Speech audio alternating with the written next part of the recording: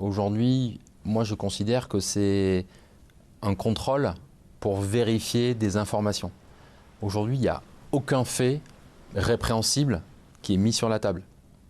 Donc, on ne peut pas accuser Paris 2024 d'être au même niveau que ce qui s'est passé. On ne peut pas comparer. Mais ce que je sais aujourd'hui, c'est qu'on n'a pas, nous, de connaissance de faits irréguliers, interdits, illicites qui ont été faits par Paris 2024. La réputation de Paris 2024 et de la France est en jeu.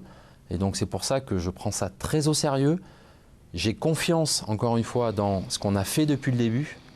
Et je veux qu'on reste très attentif à ça. Je sais qu'il faut qu'on soit extrêmement discipliné et très rigoureux parce que le risque, il existe. Il y a tellement de prestations, il y a tellement d'acteurs que, comme vous le dites, on ne maîtrise pas tout le monde. Il y a des gens aussi qui gravitent autour. On n'est pas forcément en direct, en direct avec eux. Mais quelque part, l'image des jeux va être associée à chaque côté négatif. Donc, moi, je prends ça très au sérieux. Je coopère avec tous ces organes de contrôle.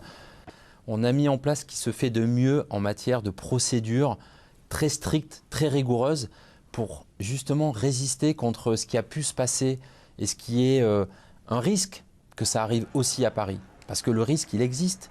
Il y a tellement d'entreprises, il y a tellement de gens qui doivent travailler pour réussir les jeux qu'il y a un risque.